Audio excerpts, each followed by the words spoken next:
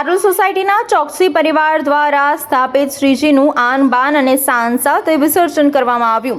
શહેરના પૂર્વ વિસ્તારમાં રામેશ્વર મહાદેવ મંદિર પાસે આવેલ પારુલ સોસાયટીમાં પરમ ભગવદીય બિંદુબેન સુનિલભાઈ ચોકસીના ગૃહે 10 દિવસનું આતિથ્ય માંડી રહેલા બાપ્પાનું વિસર્જન કરવામાં આવ્યું અને વિસર્જન નિમિત્તે સત્યનારાયણ ભગવાનની કથા અને શ્રીજીની સવારી ભવ્ય શોભાયાત્રા યુવા જાગૃત કોર્પોરેટર નૈતિકભાઈ દક્ષિતભાઈ ટેક્સ સમસ્ત વૈષ્ણવ વણિક પરિવારના પૂર્વ ઝોનના મંત્રી રાજેન્દ્ર જે શાહ જંબુગામની ખાસ ઉપસ્થિત રહીને શ્રીજીની મહાઆરતીમાં જોડાયા હતા। પારુલ સોસાયટીમાં આસપાસ ફરીને તમામ શ્રદ્ધાળુઓએ દર્શનનો લાવો લીધો હતો। રામેશ્વર મહાદેવ મંદિરના પ્રાંગણમાં સોસાયટીના રહીશો નવરાત્રિની તૈયારીઓ કરતા હોય તેમ ગરબે ઝૂમીને નાચી ઝૂમ્યા ઉઠ્યા હતા।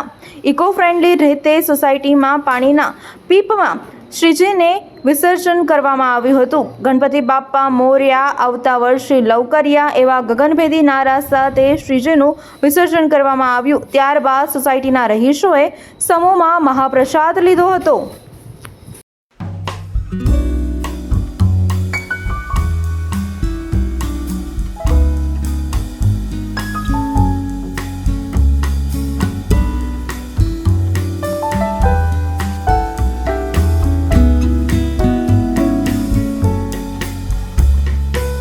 વડોદરાના સમાચાર જુઓ તથા આપણી ચેનલને સબસ્ક્રાઇબ કરો અથવા સંપર્ક કરો।